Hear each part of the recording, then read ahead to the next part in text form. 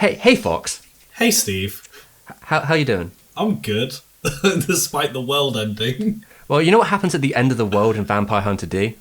I'm not sure, actually. Is there actually a lore thing for that? Speaking of vampires. Yeah. What about them? Vampires? Isn't that something that you cover on your channel, Scheming Fox? I might do, Steve.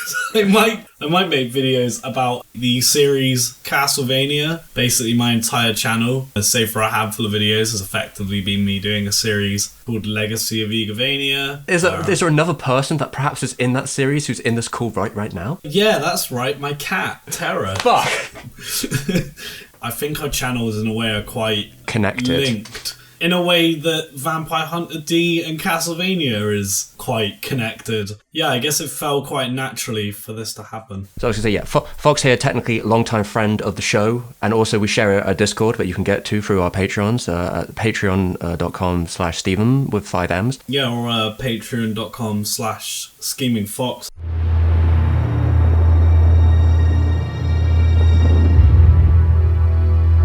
We're talking about Vampire Hunter D today, Steve. Yeah, and the premise of this conversation, for those who've clicked on it and are probably angry, is we're basically, I wouldn't say it's not a heated debate, but we're going to make our arguments for why we think one Vampire Hunter D film is the best one, the cool one, and then I'm going to let the audience decide. Surprisingly, Vampire Hunter D has quite the cult following in both America and England. While it had some cinema time, it came out in like 1985. Pretty much late 1985, and it was, you know, for the Western audiences, it was like one of the first anime you could get on like VHS that was for like an older or teen audience. Yeah. I mean, I remember seeing like Ghost in the Shell, Akira, and Vampire Hunter D were like the anime that I usually would see on a shelf or like at an older person's like house or something. Even the way I personally saw this film for the first time kind of links into that. I must have been 14, 15 or something at the time. My dad was in a relationship with a really lovely person. She was really into like horror movies and vampires especially and things like that. So obviously we got on like a in-house on fire. Because you're a pretty big fan, right? You're a pretty big fan of the horror. Oh my god, I love horror movies. Horror movies and vampires and all that kind of stuff. And I just remember like it was literally just out of the blue. They were like, oh, I was in a shop the other day. I just saw this movie and I know you're into anime, but I thought you would really like this because it reminds me of those games you play as well. And then, yeah, lo and behold, it's Vampire Hunter D on DVD. And yeah, and I think some of that could be that this is Japan's take on like European horror. Like vampires are obviously very well known within like the English pantheon of stuff. The Vampire Hunter D hit America on VHS about 1992 and it hit England about a year afterwards, but there was a lot of syndication for Vampire Hunter D. I don't know if there was as much over here, but the syndication kept the anime quite well alive in America because it was shown on things like Cartoon Network and the Sci-Fi Channel and all this other stuff. I think in some ways I'm surprised that I was even given it at the age I was given it. There's some elements of that original movie that, yeah, a little bit adult.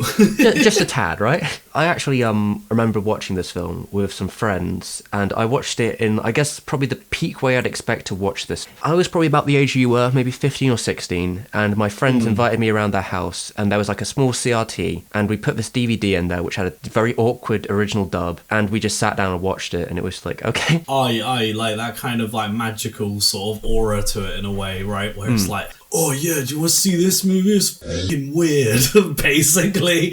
Maybe some of its popularity came from that. I'm sure it hit more than one audience because it had these sort of like the anime watchers, perhaps like some of the horror ones, you know, people into vampires. That it was like one of the few anime that you could even get in the area. The appeal of Vampire Hunter D initially, I think, especially original, is that it kind of has a bit of everything to it. It's true.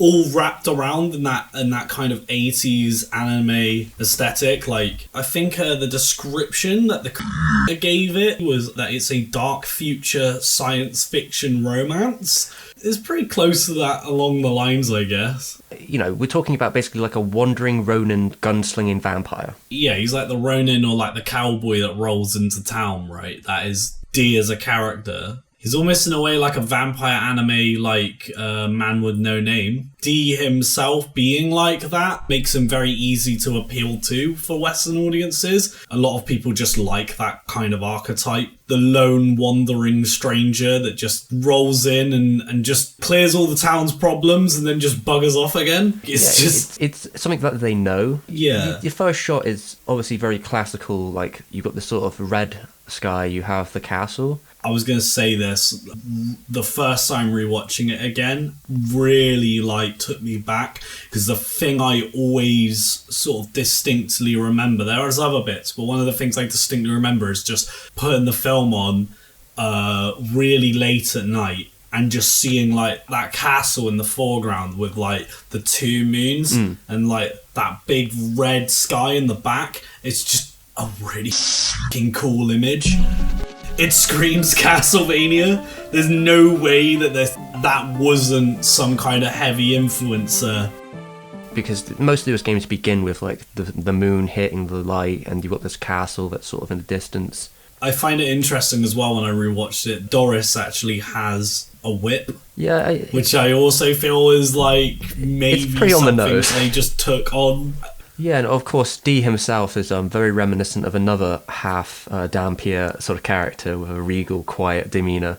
Yeah, let's not beat around the bush that Alucard is 100%, especially as Symphony of the Night incarnations and later, is 100% just borrowing from Vampire Hunter D. The other thing I think was really cool the first time you sort of see the movie is really good at painting a tone and an atmosphere to it. Yeah, the music has a very neon 80s sort of aesthetic. In fact, I think it's borderline the Nightmare on Elm Street theme. Yes, no, absolutely. I actually have that written in my notes, that it feels like I'm watching Nightmare on Elm Street in places. And that there almost is kind of in places like a nightmare dream sort of quality, both to the original and Bloodlust. I'd say as well, because of the imagery you're seeing in places where sometimes, depending on what is happening in the movie, it can sometimes feel like you're watching an old Universal horror sort of inspired setting.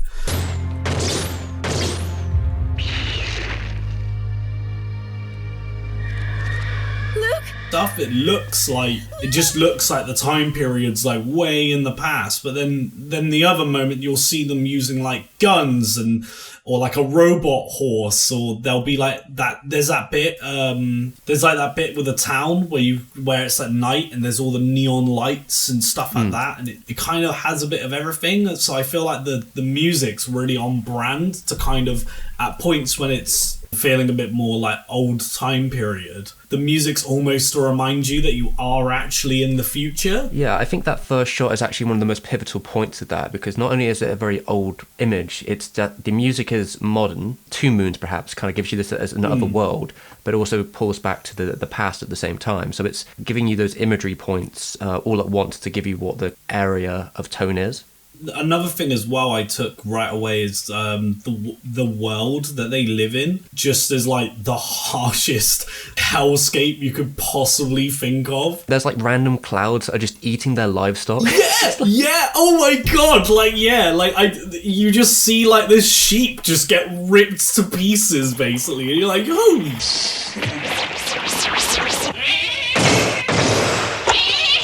Doris, when after she gets bitten, she's begging Dee for help and goes as far as to be you can just have your way with me, just help me. Wow, okay, that's very dark. They kind of go into about the history of the setting or the town, the fact that immediately the townspeople almost just turn on Doris right away. The only people that really kind of want to help her is Dee, her brother, and that doctor guy. Everyone else just seems to want to be Sheriff? No, you can't do this! You can't take my sister! Please think about this, Sheriff. That camp isn't fit for human habitation. It's worse than a pigsty. As the town doctor, I can't condone sending this girl to live in a wreck that hasn't been used for 50 years. The wisest move would be to let the girl stay free until I fulfilled my contract. That was the other thing I'd immediately noted down, is just how wonderfully iconic Dee's design is. you can just immediately spot where he is at any given moment in the movie. His silhouette just demands your presence. Very like alarming shape. It's probably like part of the hat, like just everything about him. It's all in the hat and the cape, man. Yeah. That high collar cape. I mean, the cape itself almost feels like an extension of D, and in some points of the movie, it literally is.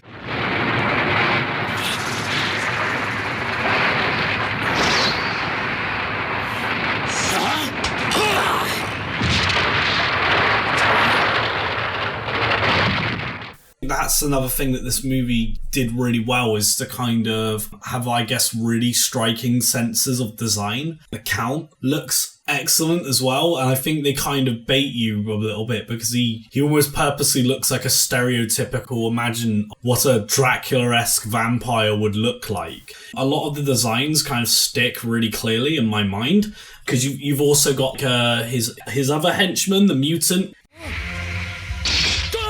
D stabs him, and then like he's able to warp things with like space-time just because that's apparently how mutation works. The rules of this franchise are like fast and loose. Most of these designs were probably originally made by Amano, because obviously he illustrates the book series. The original designs have a lot of his energy to them. I mean, especially with like the mutant, like the hairstyle, the eyeshadow, it is all very him. And the Count's door is like the most Amano character I've seen intrinsically connected to the author.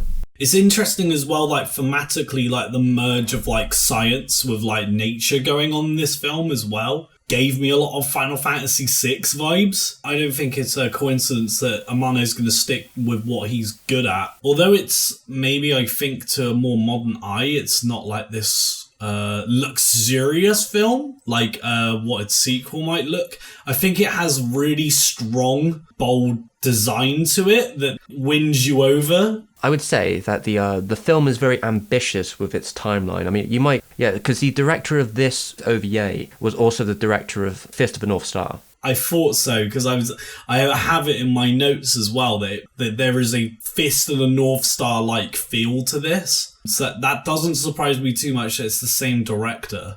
Yeah, and apparently he was working on it while also doing the TV show, so this is sort of like a hectic development period. And you can kind of feel it because the film in itself, while it definitely has moments of ambitiousness, the consistency throughout the whole thing was usually something that was a point of contention with both the author and audiences at the time. There are in places in the animation style just points where it looks like they're just repeating the same shot or frame for like fight. I remember there's like a part where like D like jumps in the air or he's running, and they basically just kind of loop that a couple of times or just reuse that same cell later parts of the film. Yeah, the action can be kind of quite set with D's actual motions. Yeah. It works in a way. I don't think there's anything necessarily terrible about that, but it means, I think, that if you're going into the movie because you want to watch like a big spectacular action film, it may not be the best shout. Yeah, well, what I would say, at least for me, like the best part of the film is probably the first time D goes to the castle. Yes. Because during that period, it is kind of like the appeal of the situation, right? You have D running into sort of battle. He's got a limited time sort of on there. I don't really understand D's plan 100% because he's just left the girl like defenseless. Well, he's just like, probably nothing's going to happen to her if I go. I can deal with this. It's fine.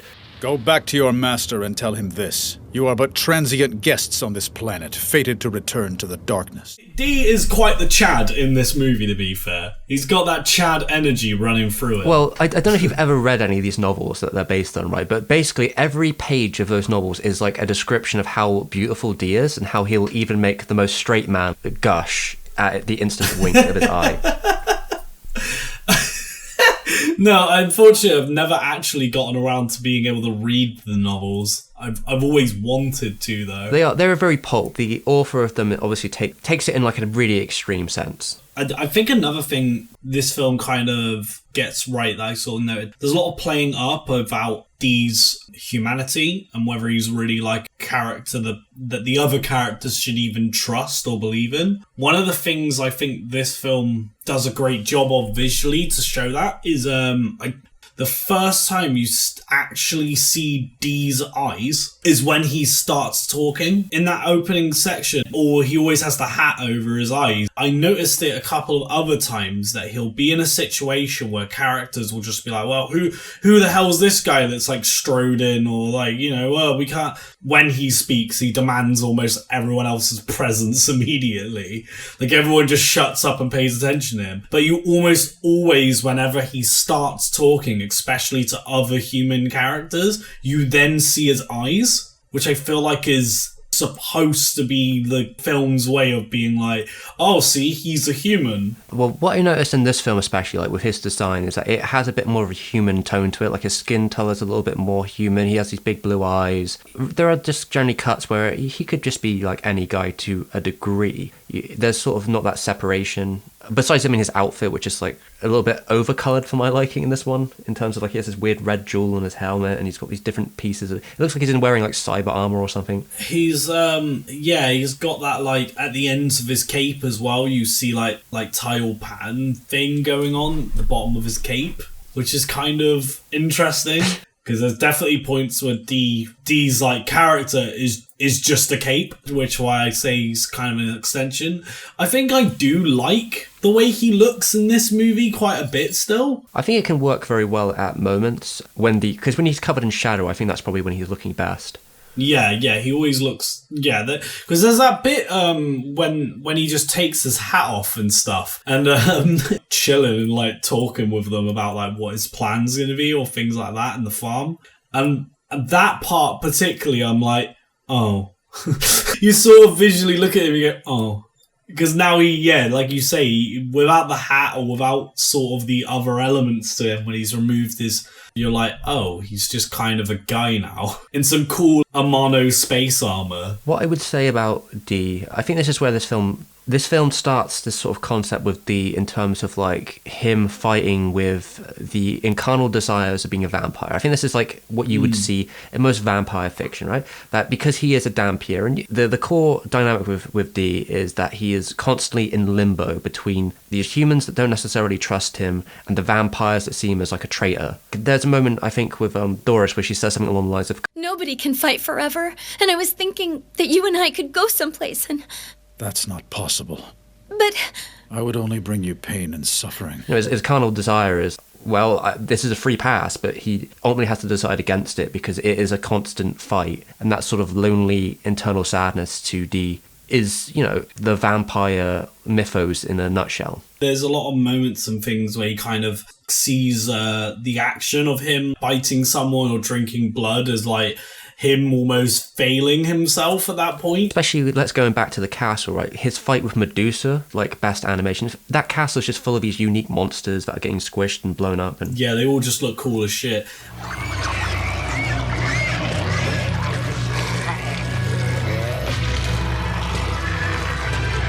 It is just a big kind of... I wouldn't be surprised if literally they went and just talked to a bunch of animators and were like, right, just you get to design a random monster for this one section for D to look up. Just go ham. Because there's so many of them. And then you got like the flying one as well, that just his guts start spilling out. I think he's like pinned to a tree later on or things like that. It's a very gory film. Yeah, unapologetically so. It hits that sort of exploitation level with it. It's not afraid of going to that distance, and that's probably some of the allure of it to the teenage audiences that were watching it. Hey, watch out! That's time bewitching incense. It's not working.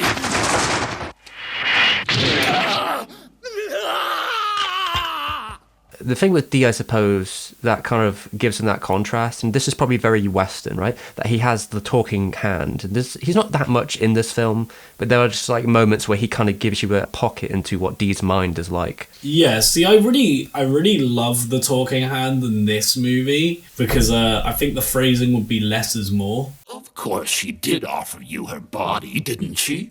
Not that you'd be interested in that. The only bodies that you're interested in are dead nobles stacked up like cordwood. Actively mocking D in places and things like that. But yeah, he's a great insight into the character at the same time. His design is pretty bizarre looking in this film. Yeah, I don't think it looks as good as it does in the next film.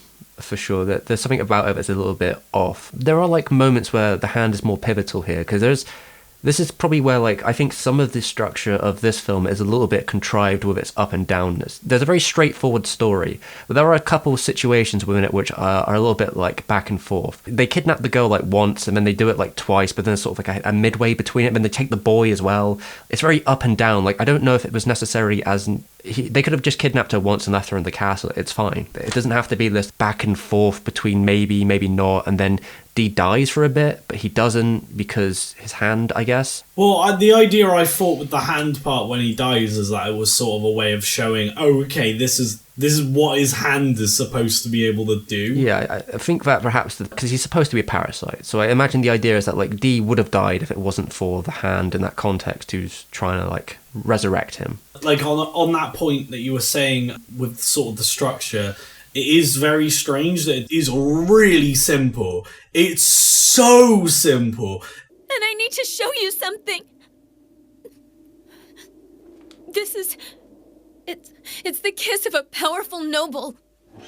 There was a girl, Sheriff. A girl who was attacked like Doris. We locked her in the camp for our own protection, not hers. And that so infuriated the Count that he brutally murdered 30 villagers in retribution. Yeah, because they say this happened 50 years ago, and what it sounds to me, and this is sort of the noble family thing, because the idea is that vampires in this world are beginning to dwindle, but they have like a very supremacist mindset. Absolutely, because I think it's really interesting that they all refer to themselves, and other people refer to them as nobles than necessarily just calling them vampires. There's also like a hierarchy you can see, because the mutants are trying to, like, that one mutant in particular is trying to build his way into the family. Like, he's trying to actually, like, so there seems to be like levels to this, like levels to the monster hierarchy. From there, the vampires themselves particularly have this survival of the fittest model to them. There's this idea that, you know, weakness cannot be part of the vampire. As the film goes on, that it's all a bit of a lie, because the compromising secret for the daughter especially is that she's actually like a Dhampir, because the Count has sort of given up on the idea of, like, purity, because there just isn't any more vampire women. So he's kind of just bored, and, like, he'll just do whatever he wants at that point to keep the bloodline going, even, like, lying about it. There's a one-way system here, and, like, this is how it is to be a vampire, but it seems to be that was their demise. And that reflects on that statement that Dee makes really early on when he initially confronts Lamika and Ray. Yeah. He says, you are but transient guests fated to return to the darkness. And he says that near the end of the film as well, as sort of a recurring thing.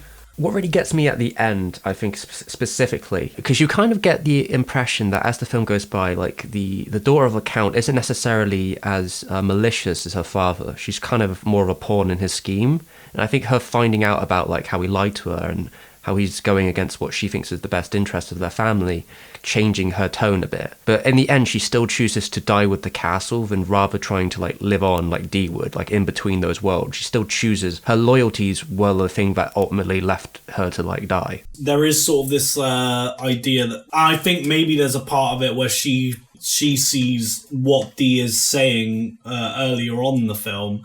Her reasoning for dying as well is she's like, I belong here in the castle, like, this is where I am. I should die with the castle. I think this also links into why Lanika chooses death over continued existence, because, you know, in the eyes of everything that's happened, it's like, well, this is the being I've worshipped's direct descendant. He is saying that we're transient guests fated to return to the darkness. This is what my God's son wants me to do, then I will do it. She just sees no purpose in living anymore now, knowing that everything she believed in was just complete farce.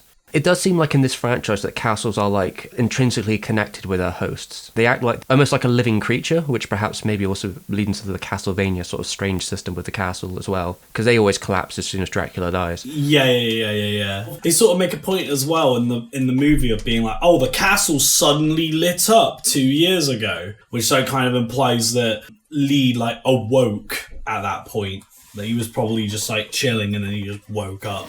Later on, you also get the Doctor He's turned into like a ghoul, I guess. I don't know if he's necessarily a vampire or if he's specifically like... It's really unclear, and you don't even know how he turned into a vampire. He just kind of does. Like, he gets a bunch of spiders thrown at him. Like, I have to assume that the daughter just like transformed him at some point, like off camera. They don't really specify the detail. I guess the details are kind of irrelevant in the situation. And I guess that's reflective of the film entirely, because this film moves fast. Like, it just gets on with it. It doesn't ever sort of really wait too long to sort of stew on things or continue explain. It doesn't have many down points, or when it does have down points, it doesn't take its time being like, okay, here's what's happening so far, and here's what we need to do. Yeah, it doesn't even necessarily explain a lot of the world. It just sort of gets you to get on with it, because it's like, yeah, you kind of just have to live with the idea that this is like a future castle, cowboy town. There's world building there, but it's just sort of said. There's a bit where his hand just goes like... These must be ruins from the war, 10,000 years ago. Talk about putting everything else in the proper perspective. So there's just this castle on top of, like, a war ground, basically. Like an ancient war ground. It is kind of interesting how much this film just sort of gets away with not really stewing too much on the details. I feel like nowadays, I don't know, maybe I'm dunking on ourselves here, but I wouldn't be surprised if there was like a YouTube reviewer that's just like, well, no, they've got to explain everything. Why aren't they just explaining everything? But, like, it's fine that the world doesn't make sense. That's part of the appeal, I think, to me, is that you kind of just get sucked into it because the film is so bold about it. The film is like, yeah, the horses are robots. There's just demons, like, hanging about that just eat people's cattle and off. There's a vampire castle that's made of both stone and steel, depending on where they are in the castle. It's all just aesthetics. It's all just aesthetics of genre conventions. It is very much just just accept it. Like, it looks cool, just get on with it. That's either going to be something that's going to make it really hard for you to enjoy these types of films, or you're just going to completely buy into it and be like, yeah, cool. I think for the relativeness of what this film is trying to achieve, that's the right way of going about it. Now, because at the end you kind of realise, yeah, okay, I get this is just a Western, right?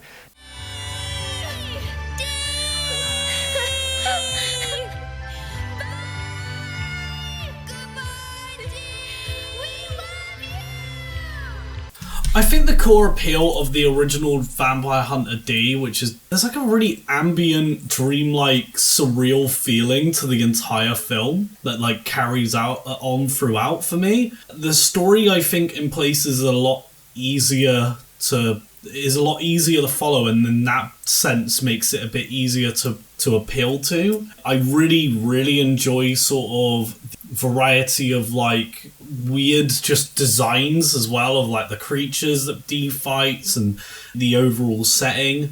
It's a movie that I have come back to consistently since I watched it like as a teenager all those years ago, just because there's just some wonderful charming bizarreness to it that I just can't get enough of, I suppose. You think it's the mashing of those worlds? Yeah, even just like to look at the film, while maybe it's like a little rough around the edges, it's still like really interesting to look at. It's still very much of the 80s sort of era, I'd say, and definitely that Fist of the North Star. I think it does fit very much into that sort of period of time where it is a lot of darker, like really violent stories. Even stuff like when you see the castle get destroyed, there's just this really long sequence after it's been destroyed where they just kind of put every visual effect they could possibly think of over the top of it.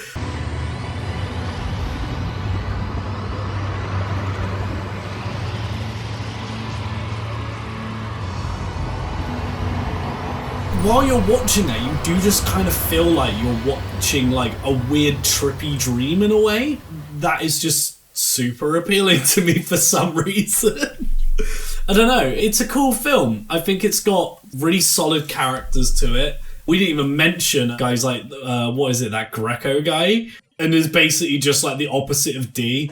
You know the meme, the virgin and the Chad? He is the virgin in this situation while D is the Chad. I don't know, I just remember a lot of elements of this movie that kind of just stick with me afterwards.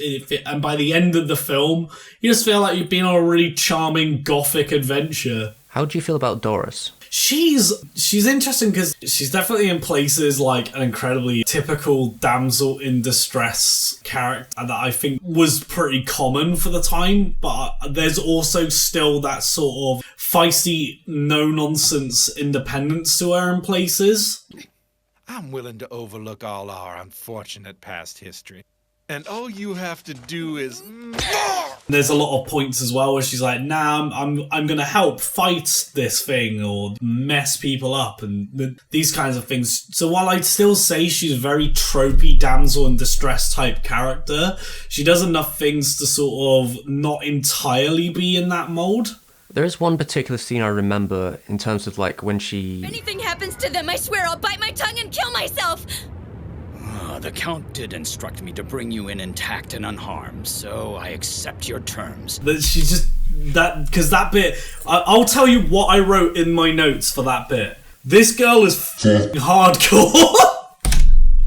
Which, yeah, I think is also the thing with the film, is that although it's very tropey and typical, it's also incredibly dark, bleak movie that's kind of unapologetic about, or painting a kind of awful picture, which I find so interesting that when they kill the Count and the castle collapses, suddenly like everything in the world is like good again. And that's what I mean, where it feels like you've almost read like a fable or something, because suddenly there's like meadows and trees and birds are singing and everything's just wonderful because this evil Count has been destroyed. It's like the very evil of this world has been removed entirely. Looking at it from like a Castlevania perspective, right? It's that his influence, the thing that creates the demonic presence in the area. Yeah, demons and monsters and stuff are almost drawn to the castle, and then without the castle's presence anymore, go away. They go somewhere else for Dee to follow and destroy the evil there once more. It's almost like when you get to that ending, it's like waking up from a nightmare, right? It's like the castle itself is a literal manifestation of someone's nightmare. I was left at the end of that movie feeling really like, oh, that was a good time. I do think there's a sort of bleakness to it in a way. It does sort of stay afterwards, the context of what happened to the vampires and Dee himself. The continued existence of Dee is... The bleakness sits more with Dee's like life goal and his general struggle, and also the struggle of like vampires in general than necessarily the humans that they were tormenting. Yeah, it's sort of like that Dee looks upon these crumbling societies that he's part of and just watches them slowly like burn themselves out, but he's also kind of a remnant of that himself.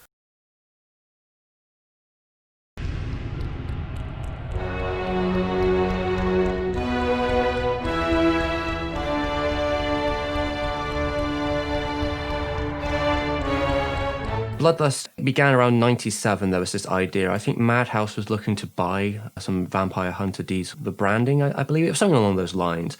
And it had a very passionate fan base. And actually, a lot of this has to do with what we're talking about here in terms of that fan base being international. Vampire Hunter D had a very big, passionate international fan base. But there was like a catalyst there with the original author who himself said he was unhappy with how the original OVA came out. I think he didn't think it was true enough to like how he wanted the characters to look or be. That explains why Vampire Hunter D himself in this movie looks so like beautiful. He is like the Bishonen to end all Bishonens. Like, no Bishonen is going to top D in this. Like, Alucard weeps in his bed, thinking about how it will never be as attractive as Bloodlust's version of D.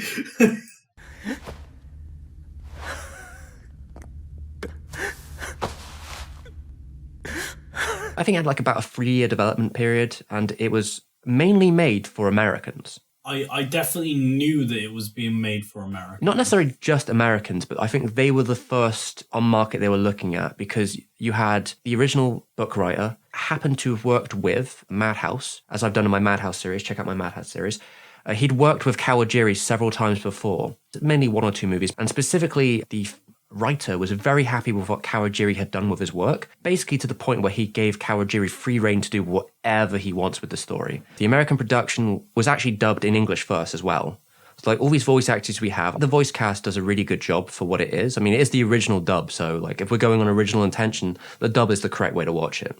And yeah, I think Bloodlust has a really solid dub, honestly. Yeah, I think the Japanese is fine too, though there is some funny choices here because this is like an American cast. So a lot of these voice actors are like American voice acting TV legends. Like you have Bobby Hill playing Layla. You have Bender or, you know, John DiMaggio playing 5 different roles in this film. I recognized his voice almost instantly because the moment a character yelled, I was like, oh, there's Bender. Yeah. They've just got him everywhere. There's actually quite a small cast, but they're all pretty good at what they do. Like, I think D sounds really... Just like his calm demeanor is really well captured. Just the commanding presence of the character, right? Just nail it in both films, for sure. Better move fast. You've got some competition. I've hired the Marcus brothers, and they've got a head start on you. I don't think so. Huh? It may be too late for her.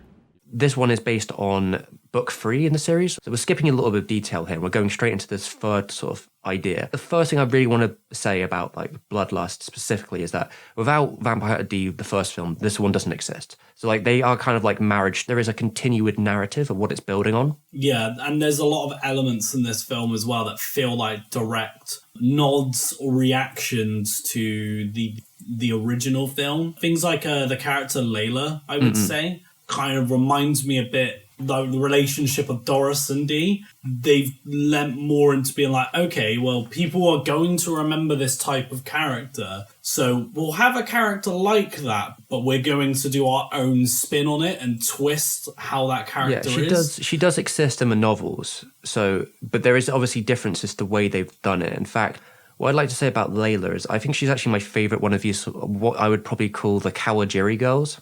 Okay. Because he has a specific way of doing these sort of characters. His films have like a secondary character to their main who is like a more action-oriented lady character who ultimately doesn't survive the whole film. But the difference, I think, with Layla to me is that she kind of actually is vital in a lot of scenes to like the progression of not only helping Dee, but their relationship and the way they talk and the way they sort of react to the situation really does lead the story. In that, like, Layla has an active role. She's not necessarily subservient. Like, there are points when she can protect Dee, Deeper can protect her, but, like, some of her decisions actually define what happens to the end of the story. A lot of this film, wherever Dee is, Layla isn't too far away from it. Yeah, there is that sort of almost combativeness to her towards Dee. Because you see it when he initially gets to Maya's castle with, like, the laser eyes and stuff going on. Oh, yeah, they're, like, hidden. Like, he like goes through it initially, and then she's like almost right behind him.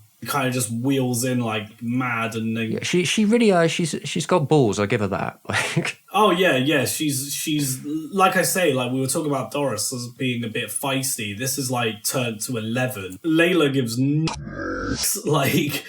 And the thing is as well, is Doris's motivations were like, oh, well, vampires are bad, and that's why I don't like them. There doesn't seem to be much of a reasoning behind why she wants to get rid of vampires or things, other than just the dilemma she has been placed in. Yeah, effectively, because she doesn't get rid of the vampire. She's stuck becoming one or being prisoner. Layla's whole entire thing is more like hanging around with these group of assholes, basically. I do think the brothers are all kind of dicks. Besides one of them, to be fair. She's besides the psychic, all the other ones are kind of assholes. And she's like keeping them company with them purely based on her own hatred of disdain for vampires. She isn't in it for the money. It seems to me that she feels she has nowhere else to go. And she even says, like, she's in it for the long haul, but it's clear that she's not really in it for the money. She's in it because she just wants to completely eradicate the world of vampires, because vampires directly ruined a major moment of her life. Yeah, I mean, she lost her mother and then basically lost her life. In effect, it seems like she didn't have a father to stay with. She's a bit more of a justified character of, like, the things she's doing. I think it's very easy to, like, empathize with Layla as a character. Even when she's doing things where you feel like she's being a bit of an ass. I was just gonna say, you must be awfully busy with that new Dun Peel Hunter in the town now. What Dun Peel Hunter? The relation between those two characters is really interesting because of that. Because she kind of, by the end of the film, you can see she opens up a little and becomes a bit more compassionate about things by the end of the film. I actually think that's one of the most pivotal moments for her as a character, because what she does in that moment is she effectively knows she's not going to like hurt Dee by doing this. It's just going to like slow him down. It's going to be an inconvenience because effectively at the end of the day, the people of the town, like, they want to run him out. That's it. There's no way any of them are actually going to be able to kill Dee. It's a physically impossible situation, but it would slow him down not to have a horse to travel on, because that means that they'd likely get there faster. However, what I think really surprises Layla, because she watches the whole thing, is that she sees, no, my preconception notions of this vampire as being like all other vampires is completely wrong, because this old man is willing to risk his entire life and livelihood just to protect him because of something he did 50 years ago. That whole entire scene is one of the most powerful scenes in the movie. It pisses me off, because I've legitimately sat down and watched this movie with other people before. Oh, that bit drags a little, doesn't it? I'm like, kidding me? It's like one of the best parts of the film. You get this really great fucking story about how Dee is helping people and sort of the influence, which I think is something the original film doesn't do at all. You get an insight into like how long Dee has been just doing this for. Yeah, you get to feel the breadth of Dee's age in this film. I think that's one of my favorite things about it. And the only issue I can see with this scene is that like it's strictly one guy explaining what happened to him. I suppose Kawajiri could have went like the extra mile and they could have like literally had a flashback to show like the cool scene of Dee doing it. But I imagine perhaps they had like other precautions to maybe do something with it at a later date. Perhaps even just the implication is bigger in your brain because it kind of, you fill in the blanks yourself. Yeah, it helps maintain the mystique of Dee in that moment, that you just imagine his heroic exploit there than actually seeing him do it. Yeah, and what you also get in there is, this is like the meme, right? You know, where they're like, who are the real monsters? Because I think that is very much what this plot is with, but I think it has a nuanced perspective on it. Because what you notice is that they say, what did Dee do? He saved the kids, he killed the vampires, he risked his life against multiple vampires, saved all the kids, and what did they do? They ran him out of town. They didn't pay him, they didn't do anything for him. And that this man has like lived with that guilt for like the rest of his life, this sort of guilt that he had no control over. The vision of Dee was so striking that, you know, he'd see his face instantly and know who he was. And that like sort of it also like paints kind of the influence that Dee then has on anyone that he's interacted with.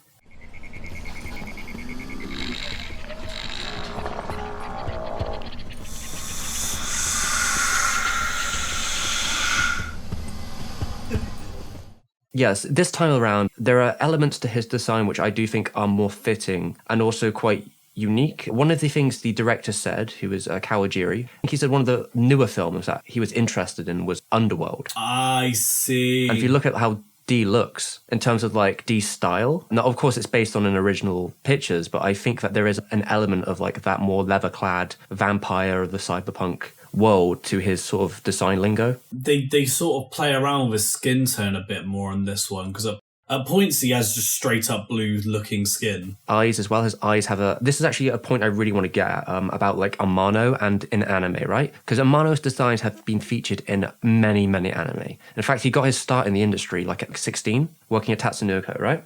Oh, okay, that's interesting. I didn't know that. Yeah, so Amano is like almost a prodigy in some factors. He's probably most well known now for his paintings, and his paintings have a very particular look to them. And it's while he's adapted or he's been involved in so many different projects, very rarely do they actually get the feel of what his art is down to like a T. There are two I can really think of. One of them being Angel's Egg, which came out the same year as Vampire Hunter D. In fact, it came out 5 days before, if I recall. And then the next one I would have to go with is Bloodlust. Although Bloodlust has a more difficult job in some ways because it has to sort of marriage itself between both Kawajiri's art director and Amano and find that even point between them. Where that really shines is what I would call the Amano eyes. And this is something I've always found about Amano, his design philosophy, is how striking. There's a particular vision in the way he draws eyes, the way they gleam, the way they look, the way they sort of pierce. And I'd say that this is one of the few films that really captures that, especially within like the more ethereal, like creatures of the night element. Yeah, for sure, because the other vampire in this movie, Maya, I think. Maya, sorry, yeah. His eyes are kind of the first thing I really pay attention to. If you are seeking the pathway to the stars, come to me.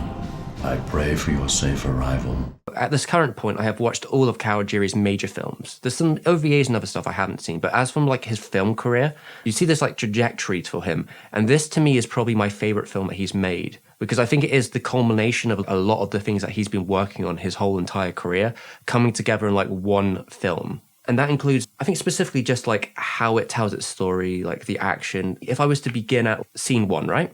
Because scene 1 is almost like a retelling, but in a subtle way, it is a retelling of the opening from the original film. We see a big castle, we see a big moon, and then the difference obviously is, in this case, instead of it sort of holding on that shot, we go into like, no, this is a new film. Like, so they're using like 3D compositing in like a very primitive way, but they have all these 3D tombstones zoom out of the castle towards the village. And what I think this film is doing, especially here, is that we are playing with convention. This film in its heart really is playing with all the different conventions that it establishes to do something different with them. So the creator and Kawajiri, right? So we got both are really inspired by Hammer horror.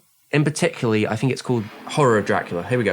Yeah, so that is the first one. I watched it just the other day, actually, so I'm pretty familiar with it. That film establishes a couple keys to the vampire.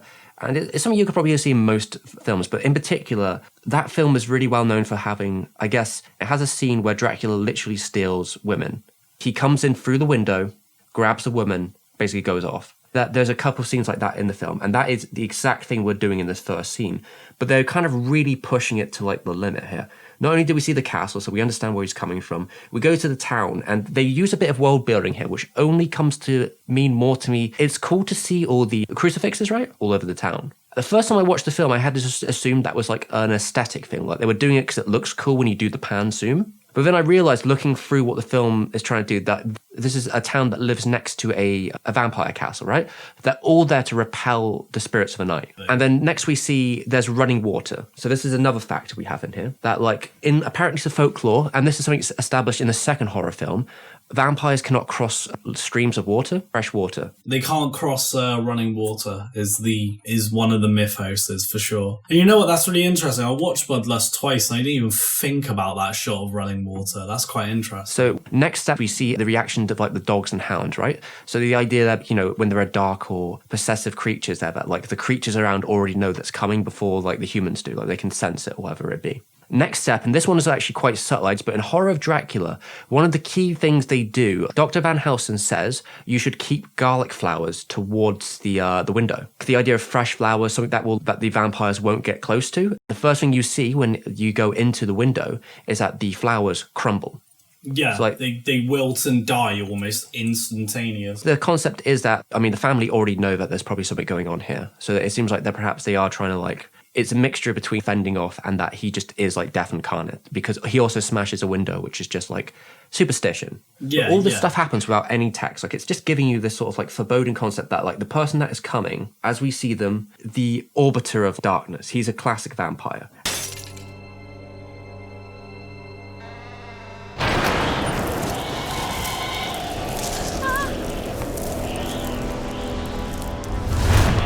Yeah, so like you effectively get like this is the capturing scene. Like you've seen it a million times. You kind of know what's happening. This vampire, especially considering what happens in the first film, you're like, oh, if this is like the first film, then this scene is the part where like she's about to get vampirized, or this is the scene where she's going to be stolen.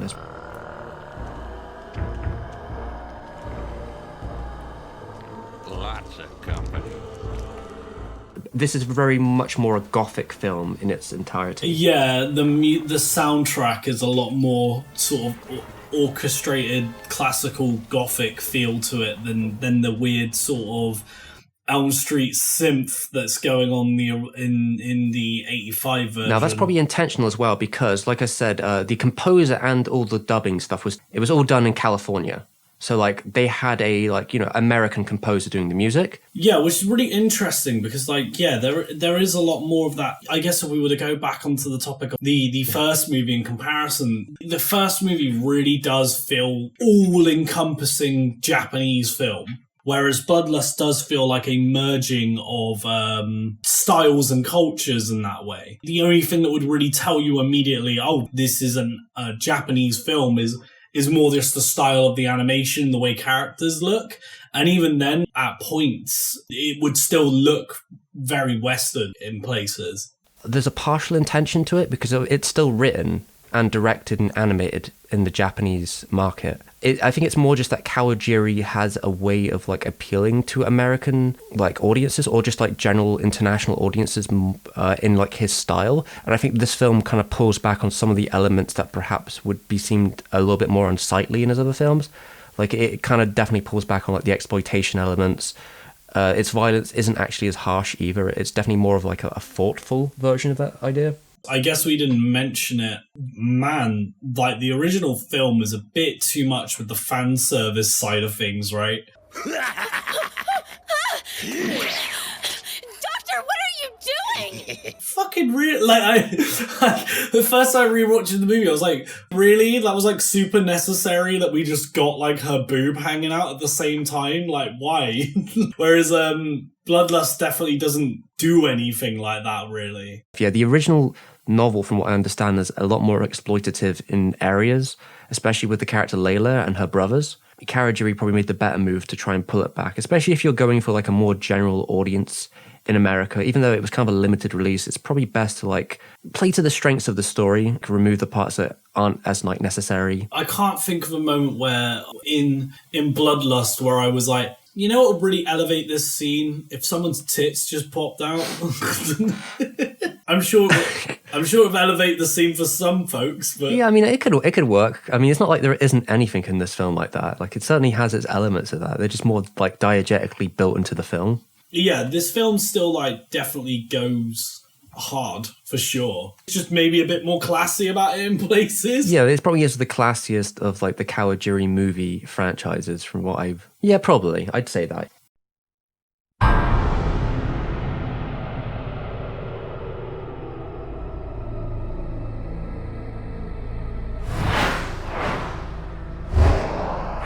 But what you'll notice, well, like with the American composing, the first scene I think is pretty great in terms of like, they use like a very quiet, lonely piano into like the minor choir. They throw in the strings. It is very classical and it creates that horrific atmosphere. But what I actually think's most interesting is when we introduce D, he has this iconic moment theme, and his theme starts with like a very sad horn, but it ultimately has loud, abruptive, like very heroic horns, which I thought was a unique take on it, because in the Western film theory sort of area of like classical music, horns are kept for like hero characters. So while it begins in a kind of sad thing, I think the horns kind of establishes that no, D ultimately is a hero, regardless of his like demeanor. Regardless of like the tragedy that befalls his character.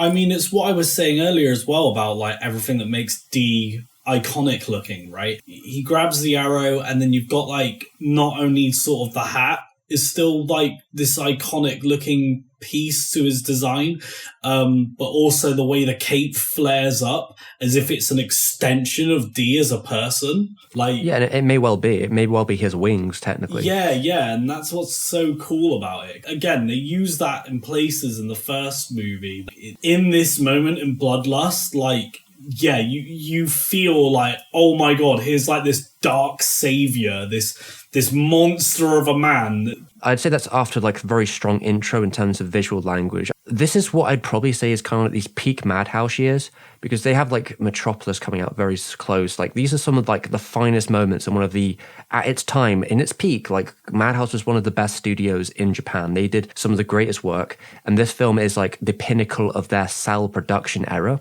In terms of like, you can still buy the cells from what I hear. Like, the color correction, like the look of it. I had to do a lot of pausing because I was looking for screen claps for the thumbnail for this video, right? Every frame I was pausing on was flawless. Like it is every frame of painting, literally. Like they are all like miraculous. They really went overboard with that concept. There's going to be not an awkward frame among them. The first note I made, the description I give is that this film is lavishly designed. It is exactly that, like with its color, its layering, its density, everything about it is that way. And I think there's actually a design sense with it, because in a lot of ways, Vampire Hunter D, the first film, is almost like a mixing pot of stuff. They just kind of threw it at the screen and was like, yeah, we'll just do everything, right? Yeah. Where effectively there are rules in Vampire Hunter D Bloodlust. And I think they're actually really interesting, because not only are the towns, like there are certain moments like in the beginning. In fact, I think this is supposed to be like a Searchers reference. The woman is captured and Dee must go over and try and save her. That's like the plot of the Searchers. And Dee's brought in to like save her. It's somewhere between a Gothic night and a Western town, but you realize that there is a different language for each type of characters in this story. Dee kind of merges the world a bit because, again, he's dressed like the underworld films with a robot horse. And then you have the actual vampires in this film who all live in like absolute Gothic like landscape with almost like a retro-futurist sort of Gothic style to it sometimes. And then you have the Marcus brothers, which are straight out of like Mad Max or something. They have this giant mad tank that they live in. And their outfits are like outrageous. With like the lights that look like that go into the shape of the cross and stuff like that. Yeah, it is like they're living inside like a tank or a jeep designed for killing vampires. It's actually very Frank Miller, if I'm honest. Yeah, for real. I would agree with that. It's that kind of feeling. And even in there, they're designed, like the outfits they wear are just like futuristically out there. If I was to maybe say something that goes against the film, I'd say as much as I really love how Dee looks and how the vampires in that look, I don't know how I feel about the rest of the cast, and especially the brothers. They kind of look a bit too over the top, too ridiculous in places. I mean, I can certainly understand it because when I said like Frank Miller, maybe actually for their design specifically, a Rob Liefeld would actually sit more to it because that is exactly what they are. And maybe that's the American audience that they're going for. Because thinking about the time, right? Starting production in 1997, the Marcus brothers are like the most American characters in the Yeah, for sure. Thankfully, the best looking of the three of them is the one that stays alive the longest. The really big guy with the cross like face paint and stuff. He just looks ugly. Like, I just thought he looked awful, personally. This is probably a Kawajiri thing as well, that, like, he has a lot of characters who are really repulsively designed. It's kind of his, like, MO. The contrast between, like, the beautiful characters and these, like, really viciously ugly characters. Yeah, maybe. I don't think there's much wrong with Layla's design, other than, I don't know, maybe she wears a bit too much red.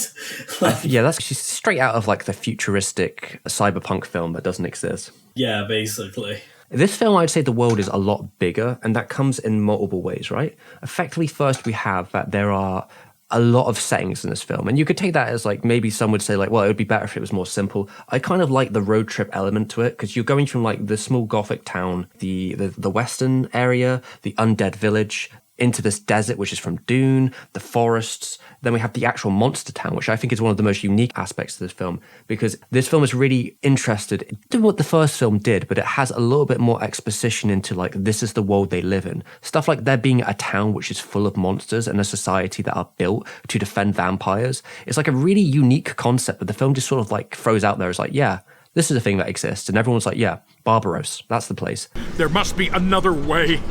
There isn't.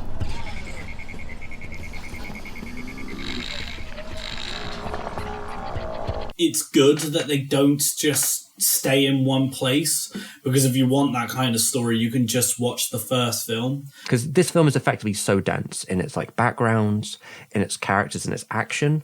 In fact, the action, I think, is something where this film is better looking film in terms of action scenes straight up. Well, it also has a lot more action scenes as well. They're super creative about sort of the confrontations you get. You mentioned Barbaros.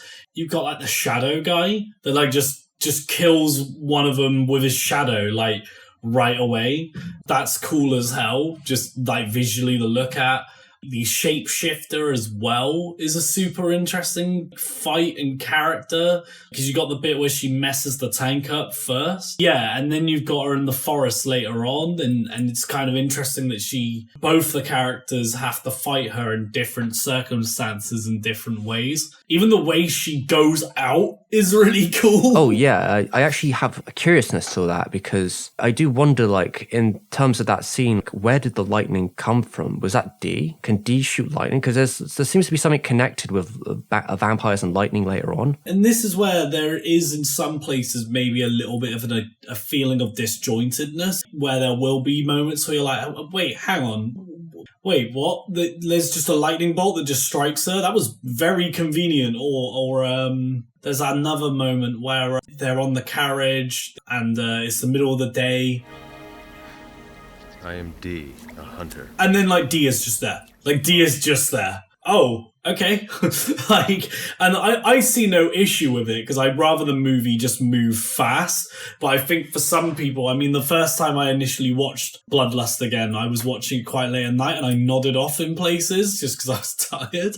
And that was one of those moments where I went, hang on, have I just nodded off again and, like, missed the scene? Because there was just no establishment that D was even there or how he'd... Oh, okay, yeah, that would make sense. I imagine, like, the brunt of it is supposed to be that, like, D just caught up because they've stopped for the day. Yeah, absolutely. But I think it does lend into places where the film can just feel a little bit disjointed. The story is more concerned with the emotions of these characters and the struggle. I think that's really the key. And what I do love, like we were talking about those characters, is that, yeah, there's so many different unique characters in terms of their powers, especially even with the Marcus brothers, right? Each of them have, like, a unique, like, weapon that they use.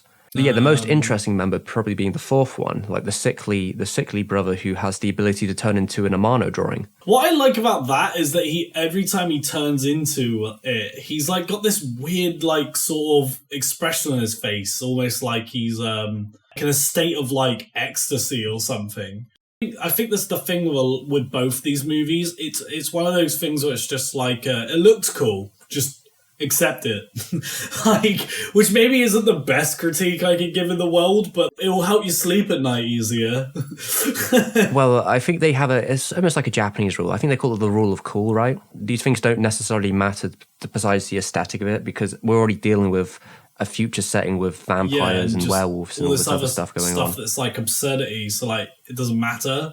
Now, there's actually an interesting trope within here, especially with the action, which you'll see in terms of Kawajiri. There's something he really likes to do, and I've noticed it going through all his films. This is like a very stylish position that he likes to really focus on, and it is the character chases somebody on a moving vehicle and then gets into an epic sort of sword battle or fist fight in slow motion that kind of ends in sort of a stalemate, or it's usually kind of quite a clutch moment. This is the fight on top of the chariot, isn't it?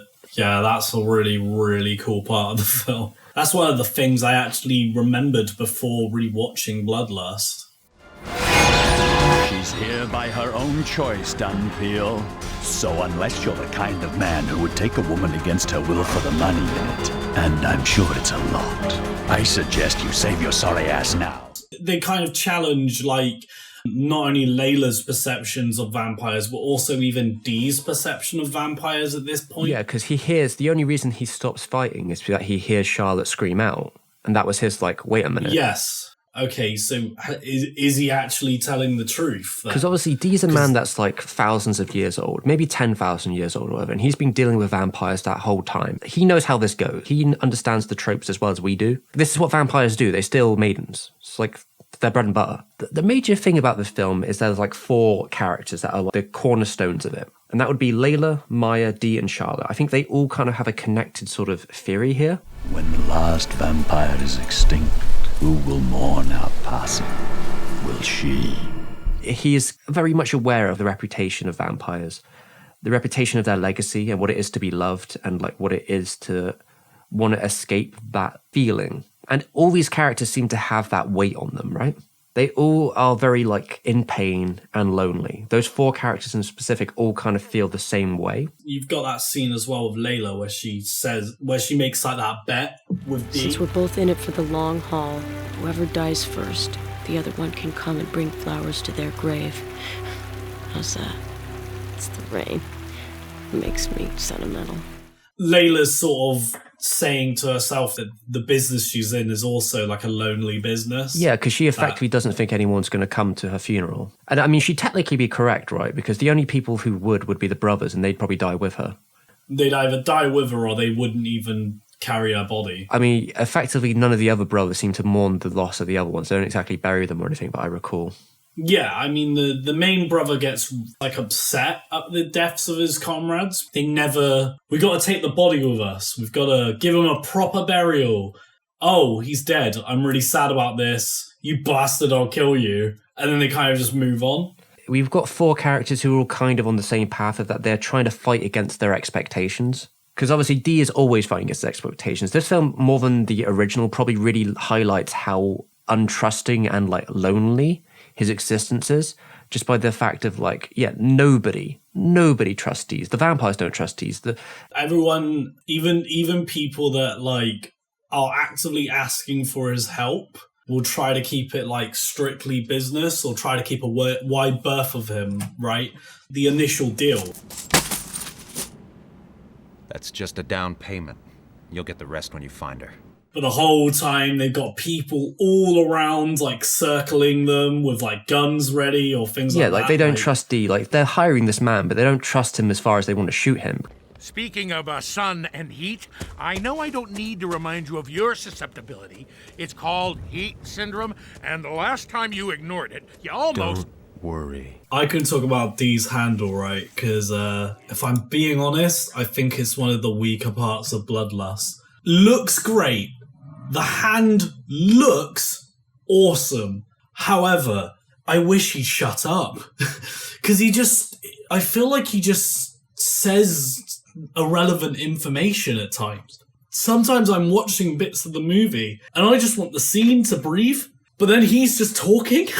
Look, yeah, I get it. There's some cool big like mantis things and they look really cool. Do I need you to tell me that they are a thing as well at the same time? It bothered me. What I would say about Left Hand, especially here, right, is that it seems to me like this is the conceit of them trying to tell more of the story with Left Hand this time, in terms of like the world or the intent of Dee. Because you get a tiny bit of that in the other one, but it's hard to really gauge on like what the hand is saying is like true or what it's just poking at like Dee, and like what his position is in the relationship. Here there's a bit of difference, and some of that actually I think is different depending on the version you watch, because what you'll notice about the American version, they got an improv comedian. I think he's from Whose Line Is It Anyway? He did like the lines for really? like the hand, right? And most of it, from what I understand, was just like improv with probably like a vague direction of what he's got to say, because there's no lip flaps. So they're just kind of throwing it in there. And I do think he gets some good lines in there. I mean, that last line's a pretty good killer. You know, I think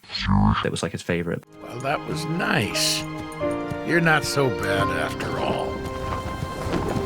You just dress bad.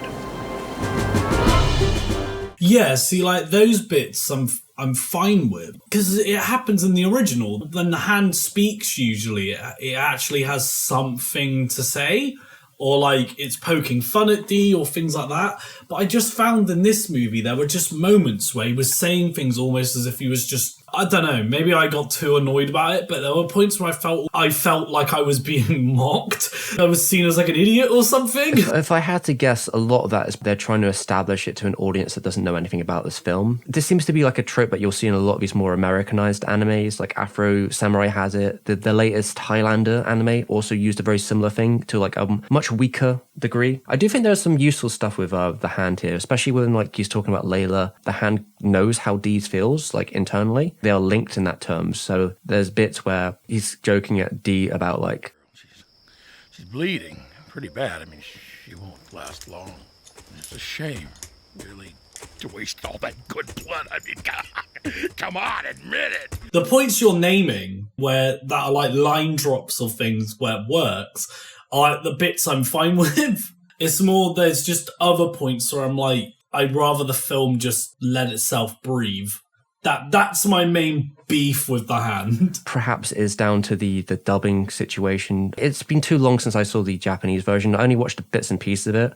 In the nicest way, well, not nice, but it almost feels as if I'm watching the film with my dad whenever the hand speaks at times. Because you have watched films with my dad, and you know what my dad is like, where he is the kind of person where he will just speak out the things that are happening in the movie. Maybe that's my beef with the hand, is that the hand is just your dad. My dad. Yeah, just Photoshop a picture of my dad onto that hand.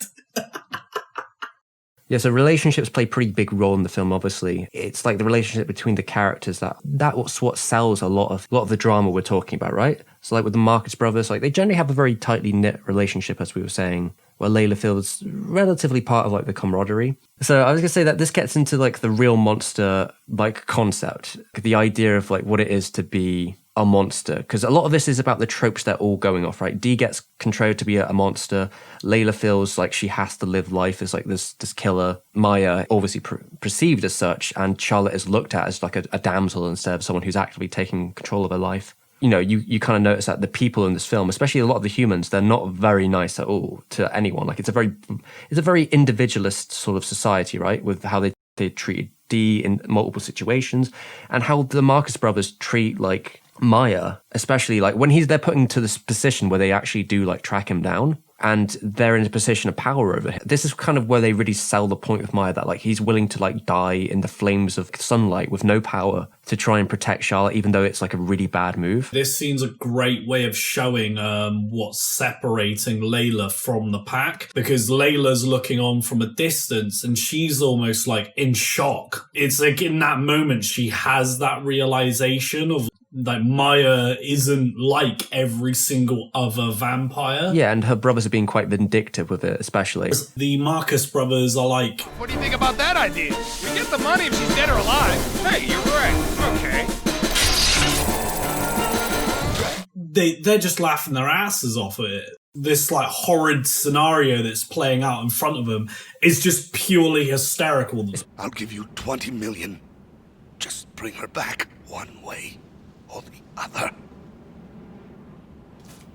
Even the sort of deal that he makes with Dee, as well as these brothers, is like quite harsh. If we were talking in the context of like another flick, it would be like, you know, I don't care how you do it, just get my girl home safe. Yeah, you could just kill her at that point. It's up to you. And they could just absolutely lie. They can absolutely, in that moment, he's given these characters the power to just lie. I mean, I don't know if that's the conceit for because you never see this scene, but I was wondering if that's the conceit for them, but they could try and use that against Dee, because they could just blame that Dee killed her or like turned her into a vampire just to get the money and try and use that not to pay him. Yeah, no, for real. There's a lot of backstabbing in this movie, and there is in the first film as well. It's interesting to see kind of how much of a human drama both films are. Yeah, and I've always kind of said this, that like vampires are very much romance. Like in the end of the day, like a vampire story is very much one about intimacy and sexual contact between the taboos. This is more predominant in the second film, because the sort of romance you see in the first is kind of just unrequitedly. Of course, Doris loves Dee. Everyone loves Dee. Like that's how it is. Yeah, I mean, have you seen Dee? He's pretty fucking hot. Yeah, it's like he's the finest man who ever lived. That's effectively his thing. And supposedly, from what I've heard, the novel here also kind of brings Layla's like feelings to Dee to be a bit more blunt. Because you certainly know that she has affection for Dee, obviously, or she wouldn't have saved him, or she has certain feelings towards him, but like in a romantic sense, where like it feels perhaps more undercurrent.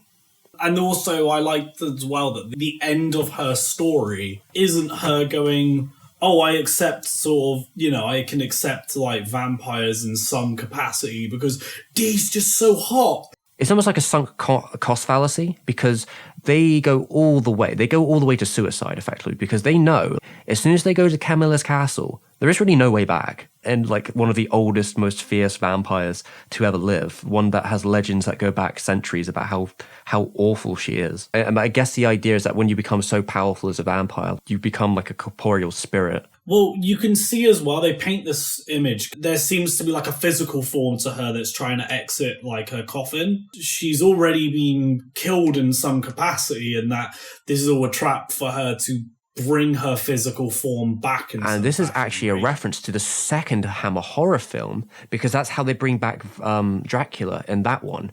They use the blood of someone innocent to bring his body back to life from the dust form it was in the last film.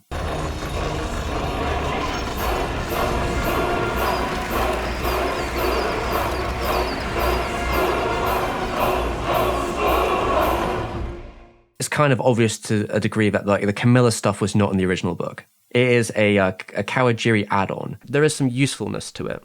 It's the temptation, and I think this is what Camilla gets from people. I don't even know how she did it. This is like a Silent Hill situation where because you see earlier on in the film, like it's easy to miss. What does Maya do in his coffin? He looks towards a note. If you want freedom, come to my castle. And it seems like Camilla's castle is like the last foray. It's like bastion for these sort of like a vampire on the run, because it's such a powerful ancient like vampire we're talking about. Well, I mean, it takes a turn for sure, because I think the parts of Camilla is where most general audiences go, oh, it's getting all anime and weird now, because it's definitely like it's Kawajiri, like 100%, like it's going into like the dreams, illusions. I think that's some of the fun stuff, really. Oh man, it's awesome. You kidding me? The fact that like the resolution, where's this like night, like star city, it's like, yeah, it's space. You just get in a fucking rocket in a castle. Super trip to the moon as well. Like the location itself being like this huge red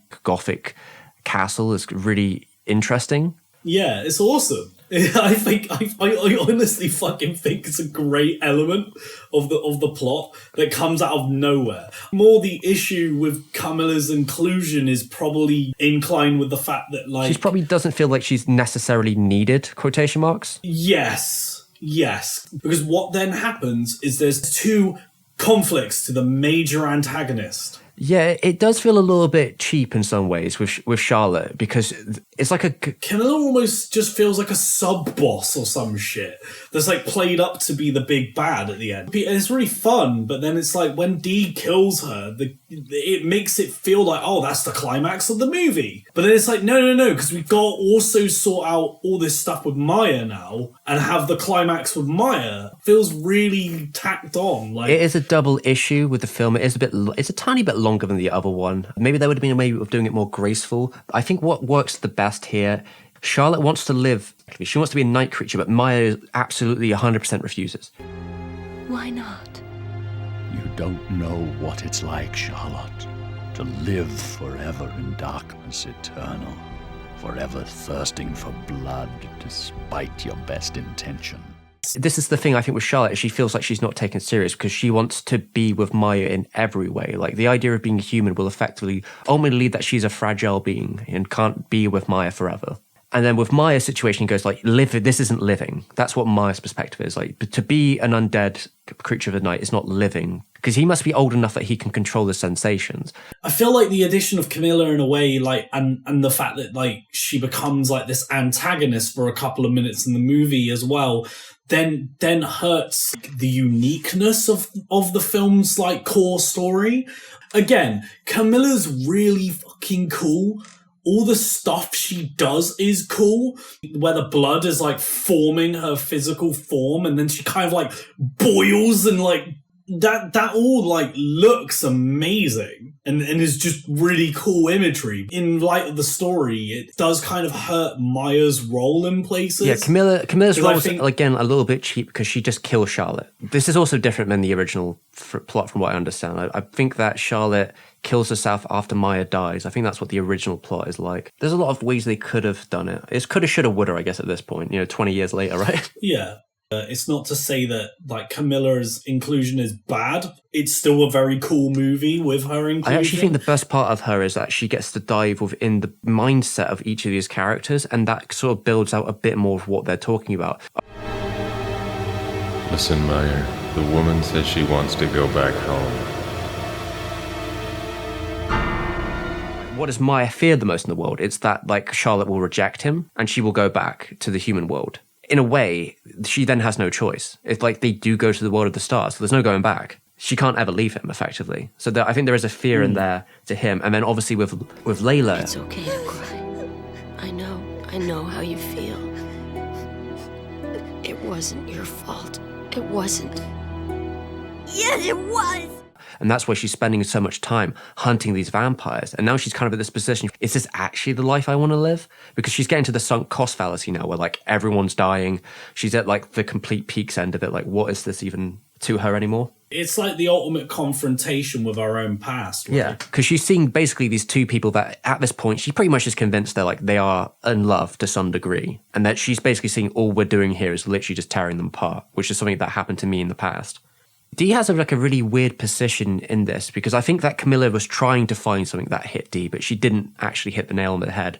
To me, what I'm seeing that Dee fears the most is like, well, what if they actually can do that? Because that means that Dee could go off and live that life. If they succeed, then that means Dee is living a life that he doesn't have to anymore. But this is a reflection of his own father's living, because Dee will see that like if Charlotte and Maya get together and they have children, at some point in time, he's probably going to have to kill those children. there's no like 100% that his children will be the same as what Maya is, or that Maya will not just change his mind at some point. I mean, you know, you live long enough, you're willing to go. It's a super interesting dynamic to bring the film to a close to, like to sort of have the comeuppance of that final brother as well. Yeah, and they're ultimately his demise. And then he's vampirized, I guess. I guess a spirit can actually vampirize someone instantly, which is, I don't know. This is where it gets into that sort of weird state again, where it's because like Charlotte just dies, and then but the Marcus brother turns into a ghoul, I guess. So it's, yeah, like a ghoul or a vampire or something. Maybe that's like an intent thing. I get this is the issue with these sort of concepts, right? We don't know all the rules of these vampires. I guess they can just decide if they're draining someone or if they're ghouling them. Yeah. I suppose it's hard to tell. Sure. It doesn't matter. That's the key here. Like I don't. Give Yeah, a fuck, exactly. really, It's at the end of the day. again, It's it's cool. like who really cares? The only people that care are like people on, I don't know, Channel or something. Yes. Why is he a ghoul? Why is he a ghoul? Oh god, I have nightmares imagining that man. I don't get it. He should never. No. moving on. I think this is like a really effective ending in contrast to the original. Because tragedy, love, and vampirism are like all connected. Like ultimately their journey, unfortunately as it is, it was never like meaning to be. And there is like a slight bit more hope in some ways because it's not implied in this film, but I actually know from the history of like these novels that vampires really do live in space in Dee's world. This isn't like they just die and there are actually really vampires who live in space and on Mars and stuff. That's mental. So like, who doesn't love the concept of space vampires? yeah, it's pretty great. But like, I think there is the difference in angle here in terms of intent, right? In the past film, we had the Count's daughter dying with the ship, like going down with the traditions of the vampire kind. And here we have a vampire who goes against the traditions of the vampire kind, and even in death, I imagine at this point, right, if he wanted to, Maya could still turn her into a vampire. She's not dead yet. He could easily probably just changed her at that moment in time. Like, but in the end of the day, he actually chose that, like, no, I would still rather you die than be a vampire with me. And that then he chose to go into the stars as kind of like the final goodbye, that like the journey was possible. You can make it. Come on! She's kind of at that point given up on like her past trauma. It's like if they make it though, it like reaffirms her own like leaving in that point. Right? Yeah, I mean, it means that they can all make it. And I think that's the difference there. I mean, like you said earlier, Dee says something about like he doesn't have a choice. But I think the intent he's trying to say is that Dee has already picked his path in life, and his path is to fight against his vampirism and to like kill all other vampires. That is the path that he's chosen, which is against his nature. You struggle to resist this nature of ours, but it can't last forever, Dee. The urge for their blood is stronger. If that day comes, then another will hunt me. Dee's path will always be fighting against his urges and never being able to like live in the human world because there are still vampires around. Even though, like, I guess within the context of the story, it's technically possible. He really could settle down if he wanted to, but he refuses to. But it's that kind of like defying against destiny, which they all feel, right? Layla decides that she no longer is going to live that life and she's going to not be succumbed to her feelings and she'll live a normal life, I guess. So you're going to live a life that like Dee or Maya can't fully live. Yeah, because Dee he can't give up on his goal, ultimately. And I think that ending is actually one of the greatest parts of the film because the last film, it kind of is a bit dour when you think about like what's really happened to the vampires. Where this film is like, no, things are possible. Things can change. We can do this. Well, yeah, I think it's a very personal ending, isn't it? And in sort of is in a reflection of like the ability to change and that maybe like your internal fears and things like that are never like a guarantee. Yeah, and that Dee ultimately keeps his promise. He didn't need to. That ending could have been like 80 years after the prior scene, right? And also the fact that Dee is still remembered as well and has an impact. And though she struggled in life, now she knows your blessed peace. For all who question will find answers. And all who love... There's a happiness with Dee that like he's happy to see that like she was wrong. In the first film, you can't really get a picture for who Dee is. And I think the second film really starts filling out the character more. Yeah. Like what he actually feels. Once you get to the end of Bloodlust, you see like the strength of those 2-3 core characters like really elevate the film. You know, if you made it this far, it's now the audience's decision. They're the ones that get to decide which one's better. They have to fight it out in the comments, and whoever gets the most upvotes, they become the winner, and I'll pin it. That's my plan. If you can prove your point to enough people, to the audience, you get to decide which of these films is objectively better. Actually, nothing we said really matters. It's all on you now. Oh, yeah. My cat's here. Oh, okay, because my cat was also here. Okay, so I guess if my cat's here, it's the outro time, so... Oh boy, which is really funny because my cat showed up and I had to try and get her to shut up. All right, here we go. You can have the mic now, cat. Here you go. Here's the mic. All right, so... Shall I put the mic to my cat as well? All right, we're double micing. So this is the Patreon moment. So thank you for watching this really long video about vampires. I hope you like vampires. Tell me about your favorite vampire in the comment section. If we're saying thanks to the Patreons, I mean, if you want to join a Patreon, both us and Fox, we have a cool Discord that you can get into, and there's other special stuff. Check out his content. I got to thank Daniel Strait, Alex Moriarty, Joven, and that Puerto Rican guy. And we'll probably catch you next time with more videos about Kawajiri, maybe. Madhouse month, here we go. There we go, there's my outro.